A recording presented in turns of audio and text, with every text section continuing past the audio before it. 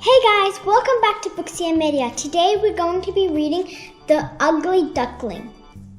But before we read this book, make sure to give us a big thumbs up, subscribe, and turn on the notification bell so you don't miss any videos. Now let's get started.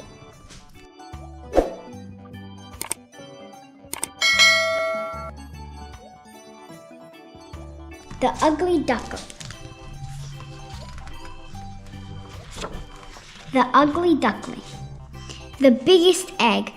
Once upon a time, Mother Duck sat waiting patiently for her eggs to hatch.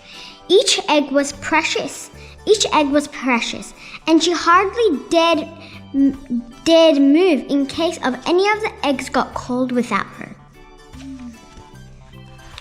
Before too long, she heard tap-tapping. Then she heard a crack-cracking, and then there came a chip-chip-chipping from 4 tiny, fluffy, yellow ducklings who popped excitedly out of their shells. But from the biggest egg, Mother Duck could hear nothing. She began to worry as she tapped lightly on the shell. "Are you all right in there?" she asked. Still she heard nothing. "It's time to come out now," she called a little louder. Finally, she heard a loud tap-tap-tapping and a crack-crack-cracking. Out of the biggest egg came a very large, very gray duckling. Mother Duck was a bit surprised that this duckling looked so different, but she was very relieved he had hatched safely. "Come along then, dear. It's time for all of you to have your first swimming lesson. Follow me." 2. The swimming lesson. Mother Duck proudly took her ducklings to the pond. They dived in happily and splashed about, and the large ugly duckling was the best swimmer of them all. But the other birds were mean. They couldn't stop laughing at how the duckling looked, and they started to tease him. The meanest bird came right up to him. "You're the ugliest duckling I ever did see, and there's no place on this farm for you," he quacked. Mother Duck was furious. "You leave him alone," she quacked back. "He's my duckling, and I love him, and he's a far better swimmer than you will ever be." But the other birds joined in with the teasing and laughing, and the poor duckling was frightened. He ran as far away as his little legs could carry him. Mother Duck looked everywhere, but the little duckling was nowhere to be found. 3. Lost. The ugly duckling soon got lost. On he wandered until he reached a marsh. Some geese started to laugh at him. "You look very odd," they honked loudly. "What kind of bird are you?" The ugly duckling hung his head sadly. "Everybody thinks I look strange," he whimpered. "I wish I could find some friends, but I don't think I'll find any here." On and on the ugly duckling walked until he could walk no further. He found a tiny cottage and snuggled beneath a nearby bush. He curled into a tight ball and fell fast asleep as the sun set. The ugly duckling walked to the sound of a noisy and bossy hen stood over him. "Who are you and what can you do?" she asked rudely. I'm a good swimmer. I'm good at swimming," the ugly duckling began. "Can you lay eggs?" demanded the hen. "I don't think so," said the duckling. "Then this is no home for you," squawked the hen. "Only useful birds like me can stay here. Be off with you at once."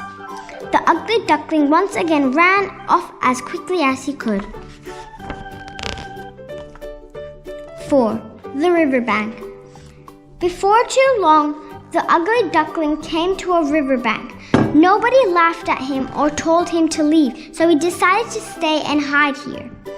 He did feel lonely, and he often wished for some other birds to talk to.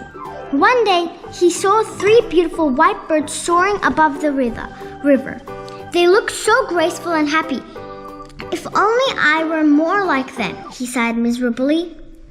Then nobody would laugh at me or chase me away. A few weeks later, autumn arrived. The leaves on the trees turned red and golden, and a chilly wind blew them in swirls around the duckling's hiding place. He felt even lonelier as the other animals left the river to sleep or find a warmer home for the winter.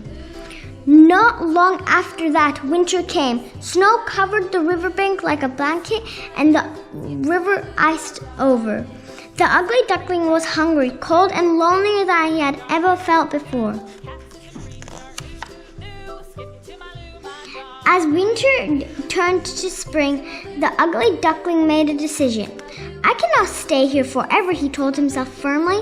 I must find my family or meet some friends. Otherwise, I will die of loneliness. With that, the ugly duckling swam up to the river until he came to a pond, and there, gliding gracefully on the water and causing barely a ripple, were the same 3 beautiful white birds he had seen above the river. Here goes, thought the ugly duckling bravely.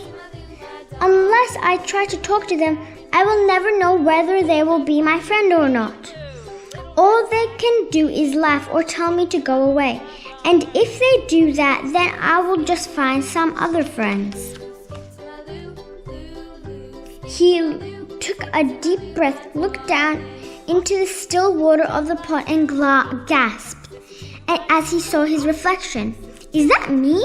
Can that really be me? The ugly duckling's feathers were now glossy and white. His neck was long and graceful. He was really a beautiful white bird, just like the others.